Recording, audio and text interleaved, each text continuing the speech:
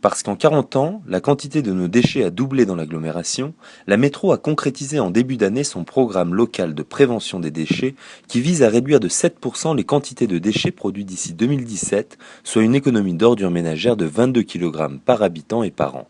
La campagne qui est proposée aujourd'hui, c'est une campagne qui vise à mettre en mouvement tous les acteurs citoyens que nous sommes à l'échelle de l'agglomération, dans nos propres maisons, nos propres appartements, nos propres foyers, dans ce que nous produisons comme déchets et de ce que nous jetons à la poubelle.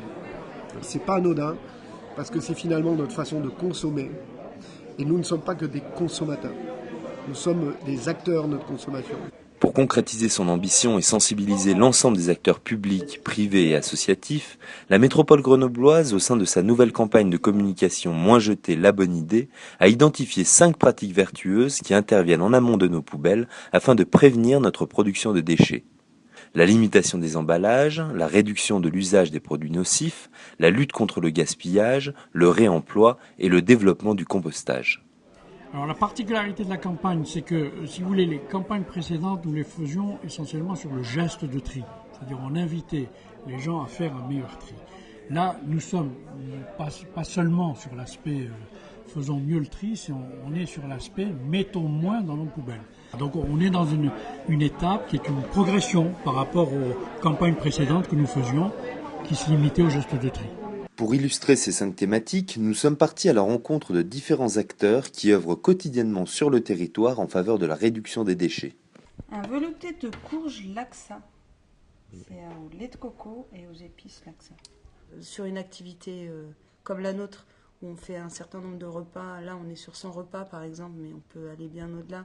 Les déchets alimentaires, ils peuvent vite prendre des proportions démesurées. C'est surtout une question de valeur. C'est que les produits qu'on cuisine, ils ont été produits, c'est le fruit du travail d'autres personnes et en général on travaille des produits de qualité, donc on évite de les jeter de toute façon. La question des emballages, je pense qu'on a le choix et qu'on peut maintenant acheter des choses beaucoup moins emballées, qui seront bien moins chères pour notre porte-monnaie et qui seront bien plus écologiquement correctes, on va dire. Il n'y a aucune différence dans la qualité du produit. Sur les produits d'entretien, nous nous basons sur une phrase qui est assez percutante, c'est « faire le ménage peut nuire à la santé ». Parce que les produits d'entretien permettent le dégagement de gaz composés organiques volatiles qui peuvent être toxiques.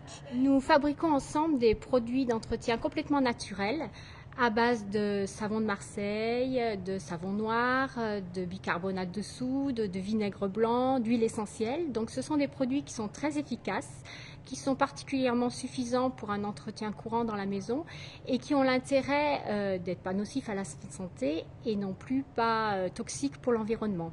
La devise de l'association, de toute façon, c'est « jeter pas question ». 60% à peu près des objets qu'on nous amène, alors que ce sont souvent des objets qui ont du vécu. 60% des objets qu'on nous amène repartent de chez nous en état de marche.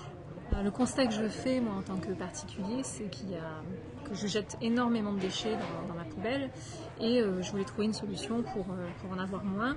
Avec la métro, j'ai découvert donc, le compostage, notamment le compostage partagé, des formations assez simples. Je me suis aperçue que voilà, même pour les débutants, c'est très simple à mettre en place et ça permet aussi donc, de récupérer un produit qu'ensuite on peut réintroduire dans le jardin.